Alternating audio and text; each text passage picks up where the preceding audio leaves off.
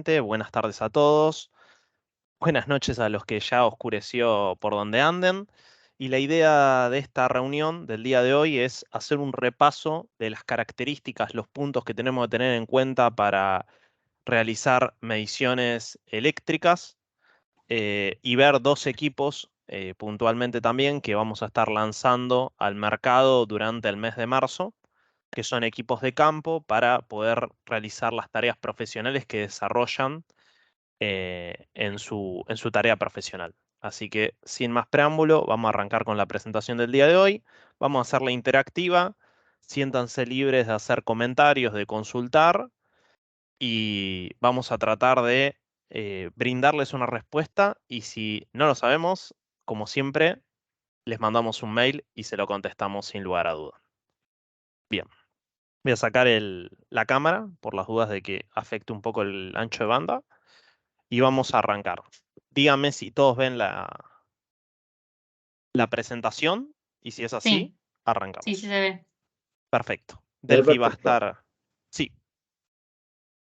Si escriben alguna consulta o lo que sea o no pueden mencionar, Delphi va a estar ahí dando soporte desde el chat, así que ella nos va a estar leyendo sus inquietudes. Bueno, quien les habla es el ingeniero Martín Arias. Eh, Soy jefe de producto de la familia retail de Schneider Electric, que son todas soluciones para instalaciones residenciales, terciarias, también industriales, con un gran scope o una gran cantidad de productos. Y en el día de hoy vamos a ver un poco instrumentos digitales de campo, ¿sí? Algunos tips de características al momento de la selección, qué equipos se vienen por parte de Schneider en este marzo. Y bueno, escuchar también a ustedes en el día a día qué equipos utilizan, si todos los tienen en las valijas, eh, por qué no aquel que todavía no tiene o está pensando en cambiar su equipo, bueno, que sepa que dentro de poco va a venir un lanzamiento por parte de Schneider en este tipo de soluciones. En lo que son soluciones de instrumentos digitales, Schneider tiene ya desarrolladas y en curso varios productos. Inicialmente en Argentina vamos a arrancar tal vez con el segmento de pinzas amperométricas y multímetros digitales, pero como ven, el scope de productos o de medición va un poco más allá. También tenemos detectores inductivos, detectores de temperatura, detectores magnéticos. Es decir, hay un portfolio de soluciones, hay una capilaridad de productos para poder realizar las tareas profesionales de la forma más eficiente, práctica y siempre estando seguro y detectando toda peculiaridad que pueda surgir del trabajo en el día a día. Acá tenemos algunas imágenes de campo, tal vez verificando ausencia de tensión. Eh, algo interesante es que, como les Tincho, comenté, perdón sí, que te moleste. Justo una persona, Godino Santiago, empezó a compartir pantalla sin querer y se fue tu presentación. no hay problema, no hay problema. Así Perfecto. que si quieres Volvemos a volver, compartir. sí, Avis- ahí vuelve a compartir, te aviso por cualquier cosa. Perfecto, no hay Ahí problema. ya está tu pantalla de nuevo. Bueno, acá en esta imagen, no sé si se llegó a ver o no, pero acá se ven distintas facetas de medición o detección de los distintos equipos que están vigentes. Todavía todos no los vamos a comercializar y vamos a arrancar en esta etapa inicial con los dos equipos, tal vez que para el bolsillo del caballero o para la valija de herramientas de la dama, para cualquier instalador, instaladora que arranca en la profesión debe tener para poder realizar su tarea, son necesarias, que son el multímetro o el voltímetro, también conocido, y la pinza amperométrica o el amperímetro, ¿no? Y cuando hablamos tal vez de multímetro y empezamos a hablar de estos nombres, antiguamente tal vez los instrumentos eran de imán permanente o hierro móvil, no sé si escucharon hablar de eso, y los principios de detección eran tal vez diferentes, y hoy en día hablamos de equipamientos electrónicos que nos permiten no solamente medir una variable, sino tener la posibilidad de, con un equipo, estar midiendo 3 o 4 variables eléctricas eh, que son necesarias para el desarrollo de la actividad, ¿no? Cuando hablamos de un multímetro, hablamos de un equipo electrónico que permite la medición de más de una función, como puede ser tensión, puede ser corriente o puede ser resistencia.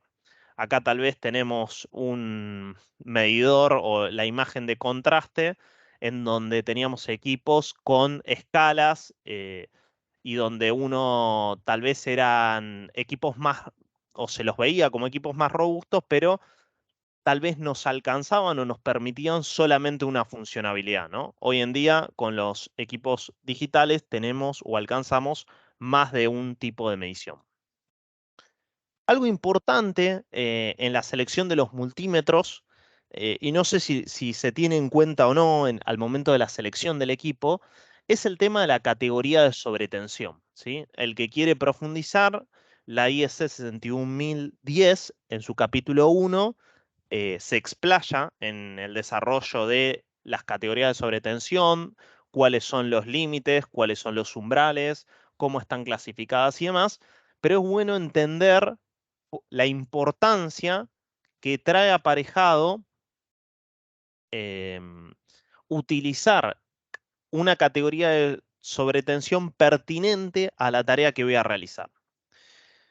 Es importante tener en cuenta que cuanto yo más me alejo de la fuente de tensión, de la fuente de generación, menos propenso estoy a sobretensiones transitorias, a corrientes de cortocircuito elevadas, todos factores que pueden ser decisivos al momento de las mediciones o pueden incurrir en un riesgo, ¿sí? Categoría 1 se denomina a la medición de equipos electrónicos conectados a redes de baja tensión que están alejados de la fuente. Tal vez es la categoría donde están menos propensos los riesgos. En categoría 2 ya hablamos de cargas monofásicas conectadas a redes de tensión, equipamientos conectados a esas redes monofásicas. Y acá es una diferenciación porque no sé si prestaron atención o no, pero hay muchos equipamientos de campo, de mano, que están avalados para trabajar en categoría 2. Piensen que en una categoría 2 el nivel de tensión al cual puedo llegar a estar propenso eh, es sensiblemente menor al de una instalación trifásica. Y no solamente eso, sino, como les comentaba antes, también hay que tener en cuenta la sobretensión transitoria a la cual puedo estar expuesto dependiendo o está establecido según el nivel de categoría. Por ejemplo, los equipos de categoría 3 de hasta 600 volt pueden trabajar con sobretensiones transitorias de hasta 6000 volt. Entonces, son parámetros que nos indican que ante perturbaciones el equipo responde de forma correcta y no puede sufrir ningún perjuicio o ningún percance que termine deteriorándolo o generando un daño a la persona que está realizando la tarea de la medición. En el caso de categoría 3, fíjense la importancia, un equipo de categoría 3 ya permite ser empleado en una instalación trifásica, en una instalación comercial también, puede ser de índole monofásico o trifásico, y también en acometidas o donde haya equipamiento de centro de comando de motores. Y en el caso de el categoría 4, principalmente la diferencia, el categoría 3 hay dos umbrales, puede ser hasta 600 volt o puede ser hasta 1000 volt. eh, y en el caso del categoría 4, el equipo, si se fijan la descripción, es muy similar a la de categoría 3, pero la principal diferencia es que estos equipos pueden ser empleados en lugares al ambiente exterior, es decir, propensos a distintos factores que estén asiduos al clima, etcétera. Algo importante, cómo reconocer o cómo ver rápidamente cuál es la categoría de sobretensión de mi equipo. Si se fijan, de esto, un segundo. Fíjense, voy a meterle un poco de zoom acá. En el equipo siempre se indica cuál es la categoría de sobretensión para la cual está fabricado, ¿sí? En este caso, fíjense, es un equipo categoría 3 que permite trabajar hasta 600 volt y, como les comentaba, con sobretensiones transitorias hasta los 6000. Y otro punto importante, acá no se llega a percibir en el detalle, pero siempre es importante cuál es la categoría de sobretensión, no solamente del equipo que estoy empleando, sino también de las puntas de prueba. Y si se fijan, acá no se detalla porque es una imagen tal vez más comercial, pero en la punta de la prueba o en la punta del elemento se ve o está marcada cuál es la categoría de sobretensión para la cual está diseñada su funcionamiento, ¿sí? En este caso, si tuviéramos una imagen real, veríamos los 600 volt, así como lo vimos en el equipamiento. ¿Qué nos permite medir o poder considerar este equipo? Bueno, este equipo cuenta con medición en corriente alterna, en corriente continua. Vamos a poner el puntero. Tenemos entonces medición en tensión continua, medición en tensión alterna, medición para aplicaciones de pilas, medición para resistencias, medición de continuidad. Y por último, tenemos medición de corriente continua, ¿sí? Esas son las funciones que trae este multímetro digital. Y después tenemos estos dos botones para poder fijar o mantener una medición o para aumentar la visualización de la pantalla, es decir, es retroiluminada. Por otra parte, el equipo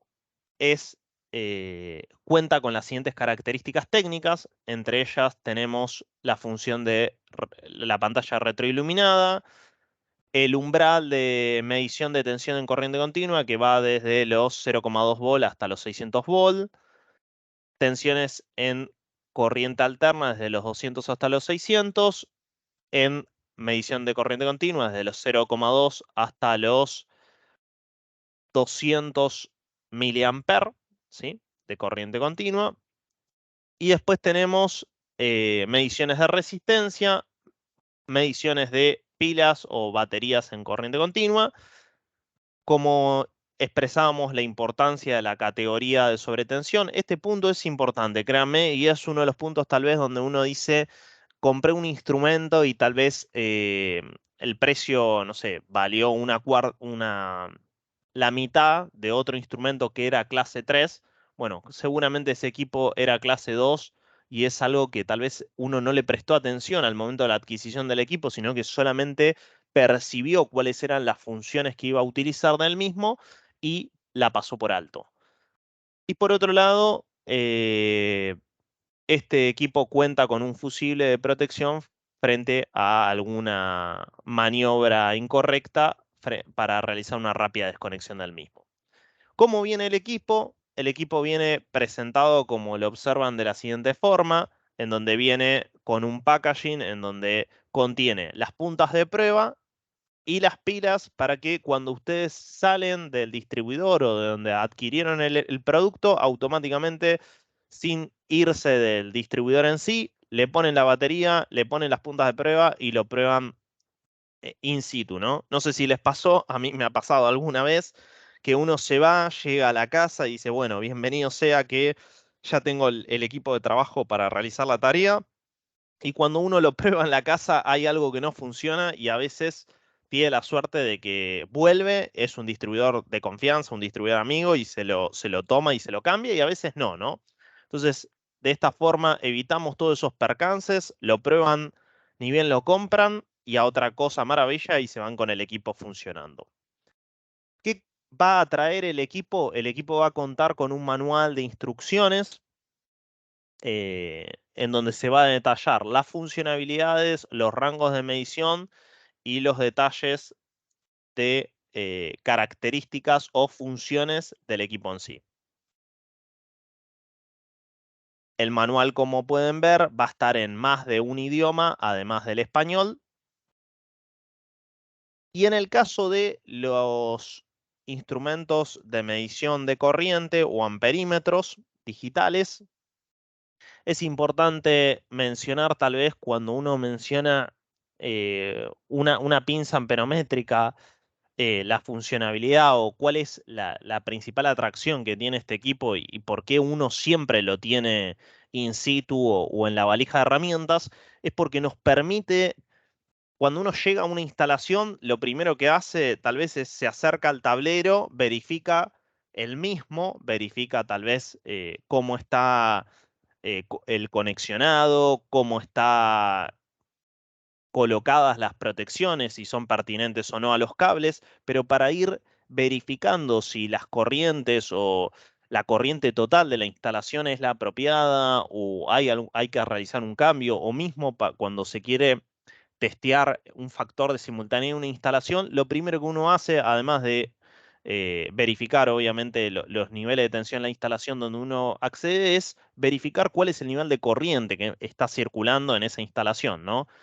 Y la importancia de la pinza es que nos permite registrar la medición de corriente mediante el principio de Faraday-Lenz, como vamos a ver ahora, mediante el principio de inducción electromagnética.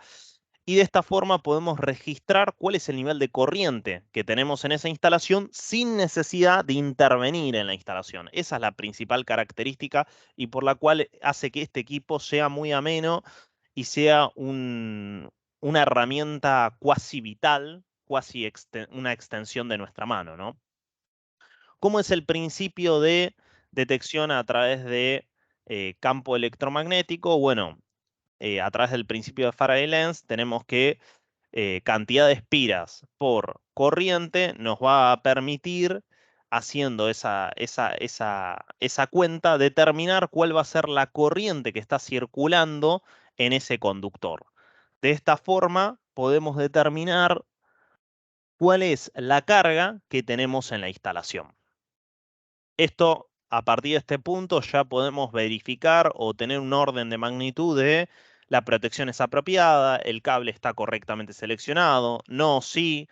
Yo a veces, nosotros muchas veces brindamos soporte, ¿no? Desde Schneider y escuchamos, o tal vez las respuestas es, cambiemos el interruptor, no sé qué, no sé cuánto, todo así a las apresuradas, y uno pregunta, bueno, pero ya me diste, ya tenés información, y a veces como que tomamos medidas sin antes tener evidencia observable, ¿no? Entonces, lo que podemos determinar o las formas que vamos a tener de resolver el problema tal vez no sean las más propicias. ¿Por qué no tomar las mejores medidas teniendo la mayor cantidad de información posible?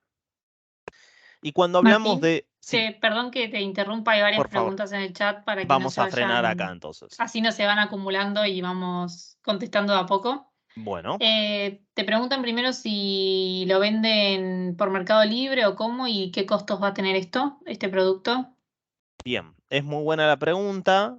La idea es que esté este producto al acceso de todos. Se va a comercializar en Mercado Libre, en distintos distribuidores que tienen o que trabajan los productos de Schneider Electric, y también en la tienda oficial va a estar al alcance o a la posibilidad de que lo puedan comprar.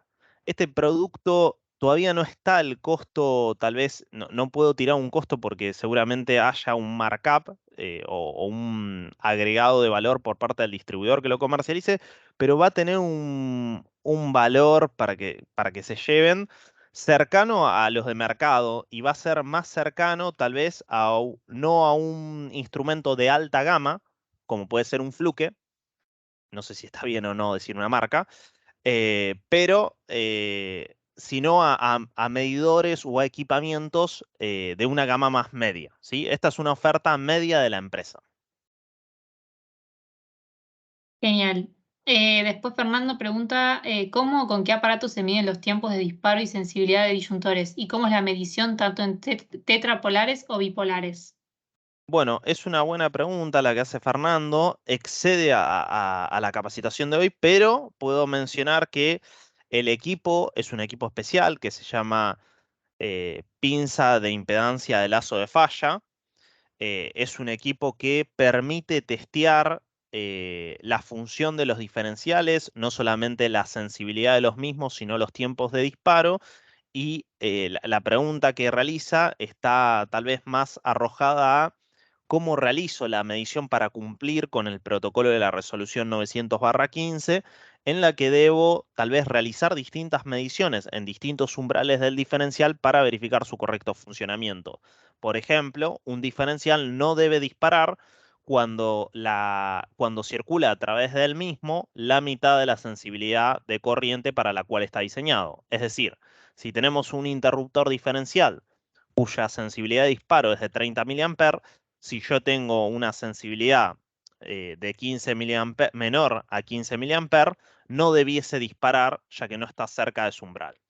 Entre la mitad y el umbral de sensibilidad, a partir de ese momento, el diferencial debe disparar y con este equipo puedo testear no solamente qué dispara, sino también el tiempo, porque las dos variables son importantes, ¿no? No solamente certificar si la sensibilidad fue afectada o no del equipo, sino también cuál es el tiempo que tarda el mismo en disparar. Y después lo que se hace es, eh, se realiza la medición a 3 veces la corriente de sensibilidad, luego a 5, y finalmente lo que se hace es rampa ascendente y descendente y con frecuencia o consecuencia, mejor dicho, positiva y negativa. Si quieren podemos subir algo de material para verlo más en detalle este tema, o por qué no, brindar nuevamente alguna capacitación sobre la resolución, ¿no? Bien. Genial. Después, Jorge pregunta que él tiene una pinza batimétrica, ¿en qué se diferencia con los instrumentos de medición habituales? Bueno, la pinza batimétrica permite medir también potencia, no solamente tal vez tensión o corriente, como por ejemplo una pinza cofimétrica. Adicionalmente nos va a permitir medir coseno phi. También existen multímetros que permiten realizar la medición de todo el conjunto, o sea, miden potencia, activa, reactiva, aparente, miden factor de potencia. Es decir, la pinza que tiene Jorge tiene adicionalmente, tal vez a las funciones clásicas de los multímetros que estamos presentando acá, la función de medición de potencia, seguramente activa, reactiva y aparente, ¿no? Genial. También le preguntan si lo van a poder comprar en Uruguay. En Uruguay está disponible, me gusta esa pregunta y se la vamos a mandar a Germán Marval. Está disponible en Fivisa y en Dregal, que son nuestros distribuidores oficiales. Creo que está también en los mercados libres o en las tiendas de ambos, ¿no? Los Play Store de Genial. ambos. Sí.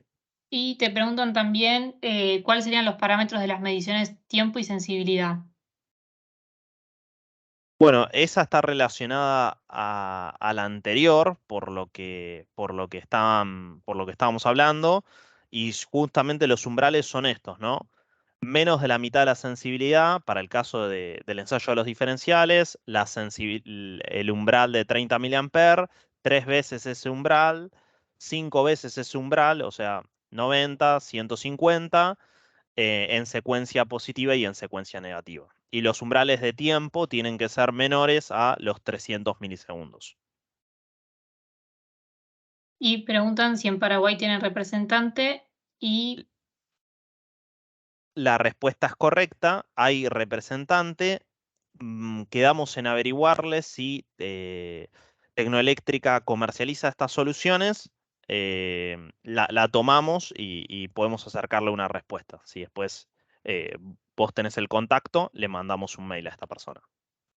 después, bueno, Mario consulta que Mercado Libre nos llega a Ushuaia, ¿de qué manera se le podrían hacer mandar un equipo si compra uno? Buena pregunta. Bueno, vamos a intentar. Nosotros tenemos un representante de Schneider en Ushuaia, eh, en tierra, en Río Grande, que se llama, uy, se me fue el nombre, pero tenemos un representante, vamos a intentar, teniendo en cuenta que ya tenemos tal vez el primer, la primera persona con intención de comprar el instrumento allá en Ushuaia, hacérselo saber a nuestro partner para que los adquiera y los pueda tener a disposición, ¿no? Genial. Y Fernando pregunta, para mediciones de puesta a tierra, ¿qué debemos tener en cuenta y cuáles serían los valores adecuados? Y en caso que no, bien, ¿cómo corregirlo? En caso que no den bien, ¿cómo corregirlos? Bueno, ahí ya otra vez es otro tipo de instrumento que es el telurímetro. También hay distintas formas de medir resistencia de puesta a tierra. Eh, el tema da para bastante porque puede ser eh, incluso también mediante medición indirecta.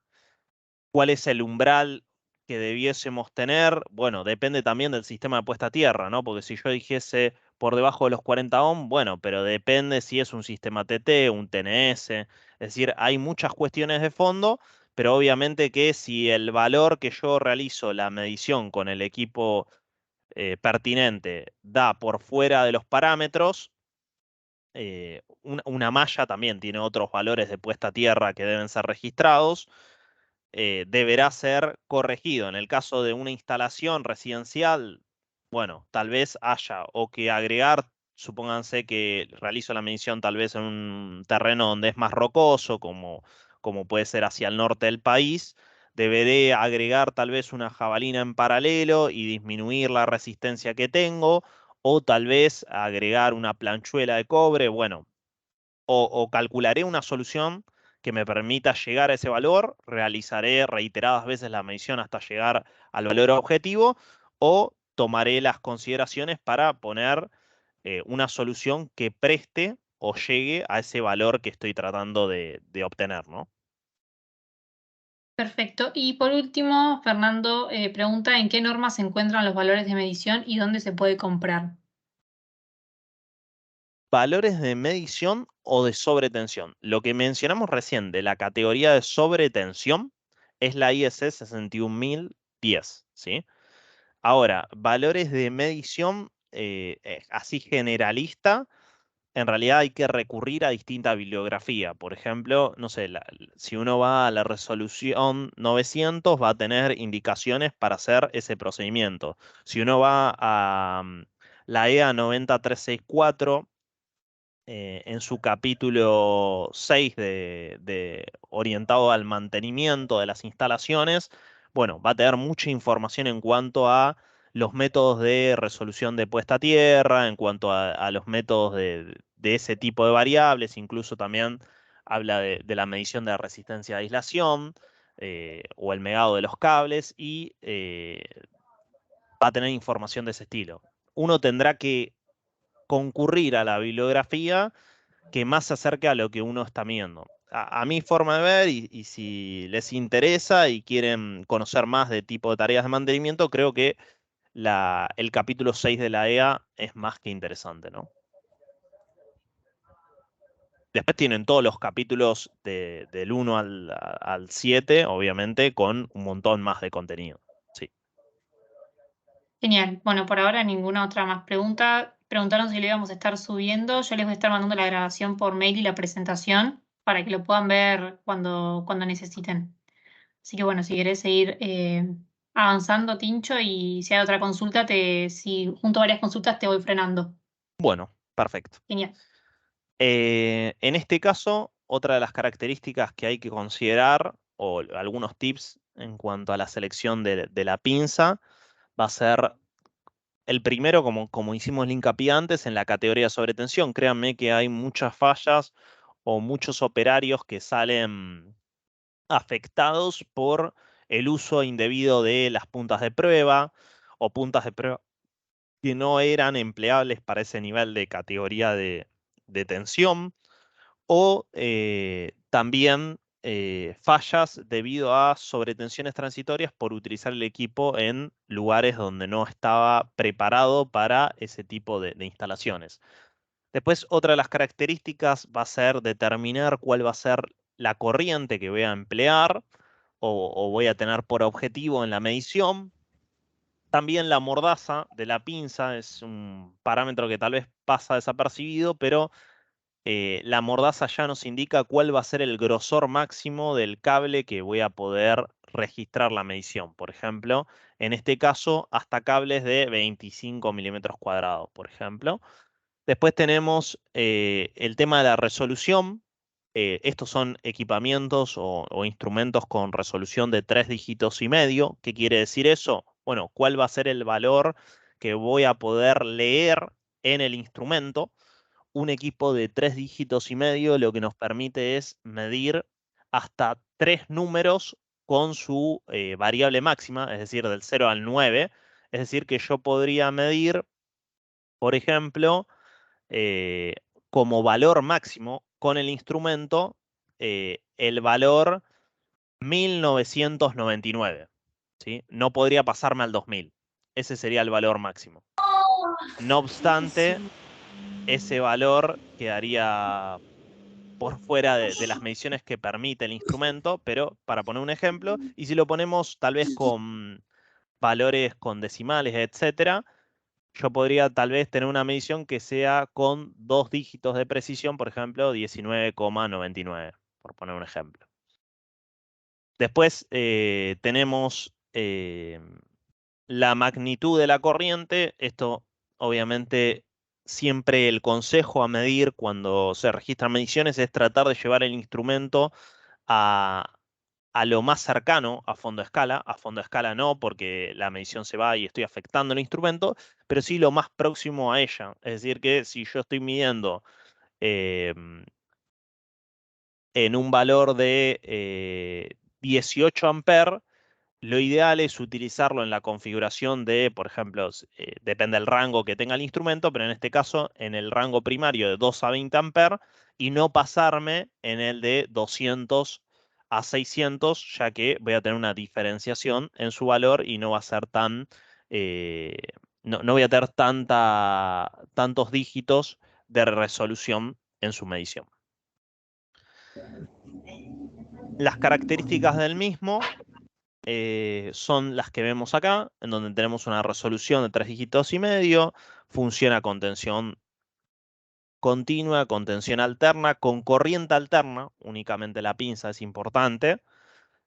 Sirve también para la medición de resistencias, continuidad y cuenta con 2 pilas de 3 volt cada una que vienen en el packaging del instrumento, ¿sí? Al igual que el anterior, que viene con una batería, en este caso viene con unas pilas para poder llevar el equipo en funcionamiento. Y después, tal vez de haber hecho este pequeño repaso de estos dos equipos y cuándo se emplean, cuándo no, vale la pena mencionar o volver a rehablar de la seguridad eléctrica, ¿no? Porque esto siempre está, lo vemos continuamente, lo desarrollamos continuamente en nuestros trabajos, es el ABC de que todo salga bien o el ABC de que todo salga mal, y por eso uno no puede cansar de repetir, de decirlo, y yo sé que muchísimos de todos los que están acá lo deben de saber al dedillo, otros algunas cosas sí y hay que reforzar otras, pero siempre es bueno recordar, ¿no? Esto es eh, re- eh, decirlo, que siempre algo más se fortalece.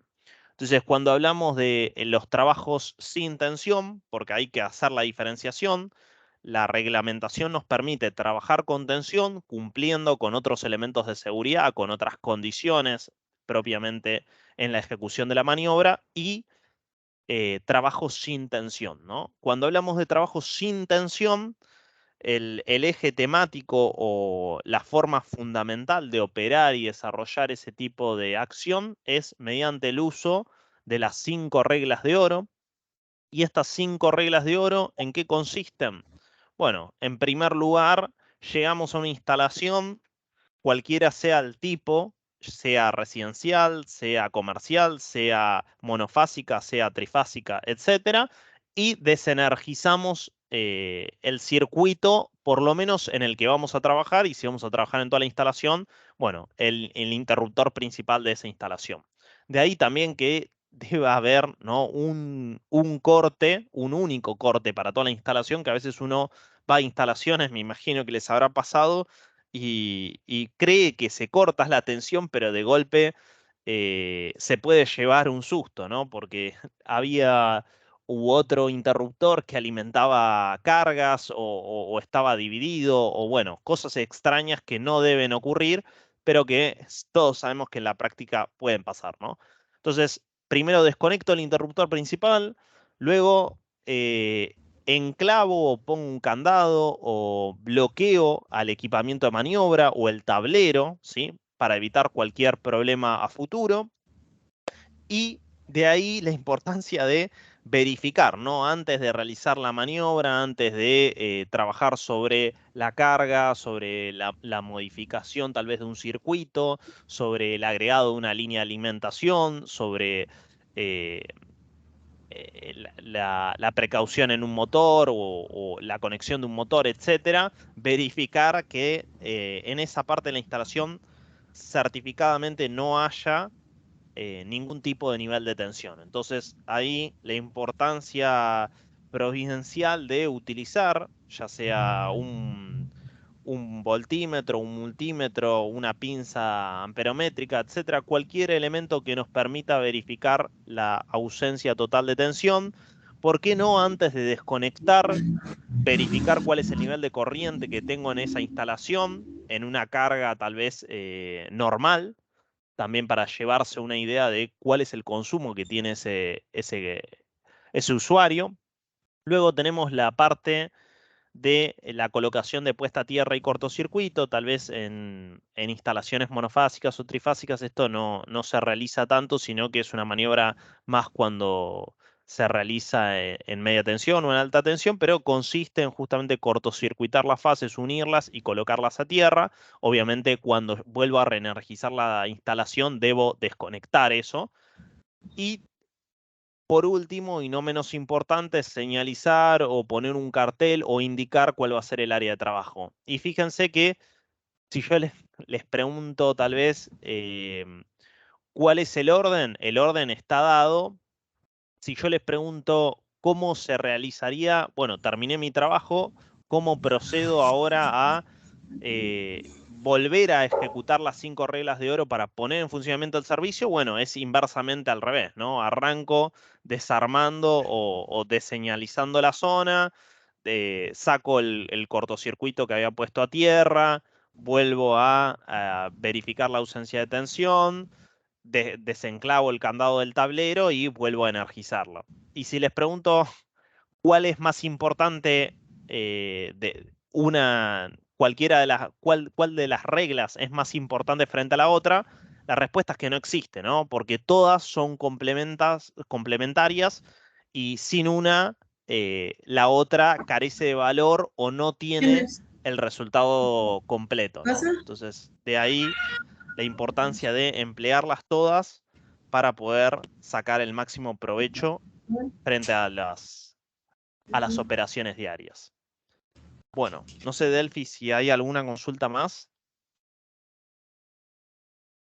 Sí, justo me había muteado sin querer. Te preguntan dónde se pueden comprar las normas AEA y qué otras normas que sean importantes para un electricista industrial. Bueno, las reglamentaciones AEA, acá vamos a hacer un poco de todo. Las reglamentaciones AEA pueden comercializarse desde la página de la Asociación Electrotécnica Argentina. Las reglamentaciones se pueden adquirir de forma virtual o se pueden adquirir de forma física y con un envío, o se puede ir propiamente a donde está situada la Asociación Electrotécnica Argentina, en el barrio de Recoleta, y comprarlas en físico, ¿no? En papel. Otra forma de poder consultar estos reglamentos es a través del portal de electricistas, ¿no es así, Delphi? Sí, sí, sí, sí, este año les vamos a estar ofreciendo dos o tres reglamentaciones de manera gratuita, así que seguramente cuando ya las tengamos disponibles les va a estar llegando también una comunicación por mail. Es la 770 y la 771 en principio, pero sí, les va a estar llegando por mail también la comunicación cuando ya las tengamos. Em, A ver, otra forma de adquirirla no se me ocurre. La principal es a través de la Asociación Electrónica Argentina. Créame, tiene página web, uno entra, se loguea, eh, abona un fee por la reglamentación y decide si comprarla en papel o comprarla virtual. Sí. Genial. Te preguntan también cuánto es la diferencia en la medición de un AC con un instrumento True RMS y uno sin True RMS. No sé si lo pronuncié bien, pero No, era esa está pregunta. bien, está muy bien pronunciado. Y la respuesta es, o sea, la pregunta hace foco si un instrumento que mide verdadero valor eficaz tiene un error muy distante de alguno que no tiene esa función. Y la respuesta es depende. ¿Y de qué va a depender? Bueno, va a depender justamente de dónde vaya a realizar una medición, ¿no? Porque no es lo mismo si justo voy a utilizar o hacer un análisis de corriente en tal vez un banco en donde tengo un montón de circuitos electrónicos, donde tal vez tengo una onda muy deformada de corriente y la componente armónica es considerable, es alta, y eso hace que el valor de corriente sea sensiblemente mayor por los valores armónicos y si no tengo una pinza True RMS, esos valores no los voy a poder ver, ¿sí? Solamente voy a ver los valores de primera, de primera armónica o el valor fundamental de la onda. Entonces ahí voy a tener un error sensible.